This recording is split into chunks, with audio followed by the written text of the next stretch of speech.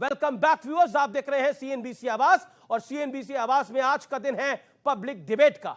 अमित, जब मैं आपसे पूछता हूं, देश की नई संसद बन गई है 100 साल बाद ये ऐतिहासिक क्षण आया है।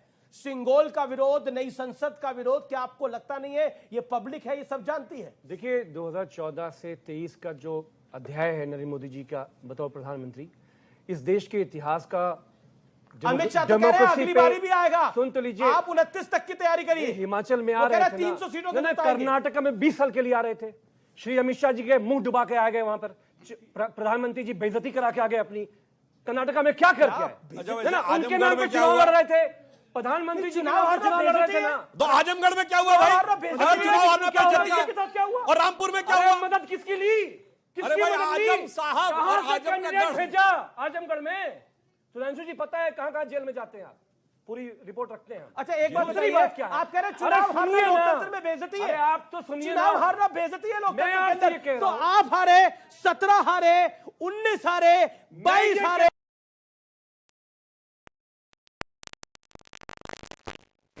इस देश के किसानों से, मजदूरों से, महिलाओं से जो वादा नरेंद्र मोदी ने किया था, विश्वासघात किया।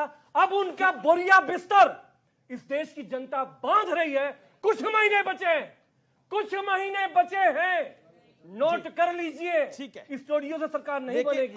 अच्छा मलूक नगर, आपको गुजरात जाने का समय ऐसे ही विरोध अगर करते रहेंगे, सिंगोल का, संसद का, मोदी का, फिल्म का डायलॉग था ना, भैया जी भावनाओं में बह के ज्यादा बोल गए हैं, ऐसा लग रहा है। तो क्या आपको लगता है बोरिया बिस्तर बन जाएगा? बोरिया बिस्तर बन जाएगा? 10 सेकंड सर, 10। देखिए, कंफ्यूज थे, अध्यक्ष नहीं बना पाए।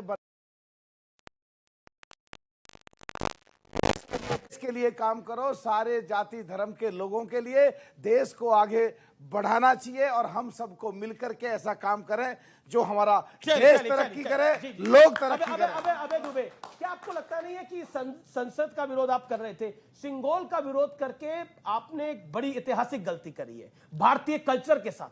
ऐतिहासिक गलती भारतीय जनता पार्टी ने की है।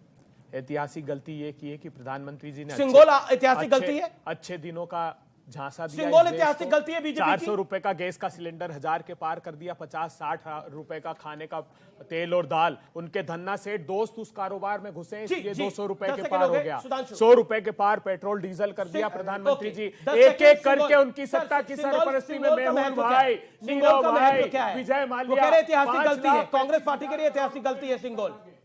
सिंगोल और नई संसद दोनों क्या दिखा रही है? नई संसद दिखा रही है कि भारत के पास एक स्वर्णिम भविष्य है और सिंगोल दिखा रहा है कि हमारा एक स्वर्णिम अतीत था। तो ये कह रही है बस आप वर्तमान में गलतियां ना करें, तो ये कह रही है कि गौरवशाली था भूत, भविष्य भी महान है अगर संभालें आप उसे जो वर्तमान है। और व्यूअर्स, अब मैं आपको सिंगोल के अस्तित्व से जुड़े कुछ पुख्ता सबूत दिखाने जा रहा हूं। सिंगोल को लोकसभा में स्थापित करने के मोदी सरकार के बड़े फैसले ने वर्षों पुरानी हमारी परंपरा को पुनर्जीवित कर दिया है। ये वही सिंगोल है जो ट्रांसफर ऑफ पावर के तौर पर पंडित नेहरू को दिया गया था। तस्वीरों में आप पंडित नेहरू को कंधों पर पीतांबरी ओढ़े और हाथ में सिंगोल पकड़े देख सकते हैं, जिसे आज कांग्रेस व्हाट्सएप यूनिवर्सिटी का ज्ञान बता रही है।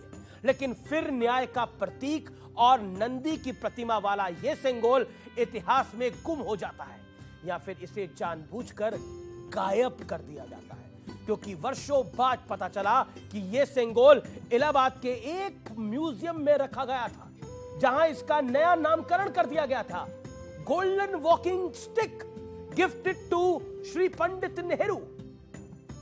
मैं जानता हूं आपको इस जानकारी से हैरानी हुई होगी, लेकिन अब यह जानकर और भी हैरानी हो जाएगी कि मौजूदा कांग्रेस सिंगोल के हस्तांतरण जैसी किसी प्रक्रिया से ही इंकार कर रही है। तस्वीरें सब झूठी हैं।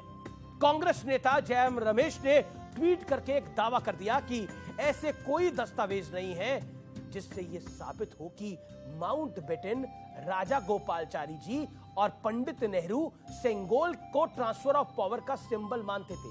यही वजह है कि आज मैं आपको एक एक करके 3 सबूत दिखाने जा रहा हूं। सबूत नंबर 1, ये तमिलनाडु सरकार के पर्यटन, संस्कृति और धार्मिक मामलों का मंत्रालय है, जिसका पेज और जिसकी पूरी रिपोर्ट मेरे पास है। 2021-2022 का पॉलिसी नोट है, जिसके पैरा नंबर 24 में पेज नंबर 27 पर लिखा है कि सत्ता परिवर्तन के दौरान, इस दस्तावेज में लिखा है, राज्य या राजा का गुरु राजदंड को नए शासक को सौंपता है।